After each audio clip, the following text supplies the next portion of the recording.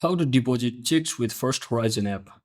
So hello guys, welcome back to my YouTube channel. In this video I'll be discussing about how to deposit checks with First Horizon app. So let's get started. So first thing first, just make sure you have successfully logged into your mobile banking account in the First Horizon and simply select the deposit tab after that. So once you successfully select the option that is deposit from your bottom of navigation bar and simply enter the dollar amount of the deposit and select the account to receive the deposit. And once you do all of that, you just have to validate the information that you have entered is correct. So there might be a wrong amount or wrong person's recipient's number. So you just need to make sure of everything are correct.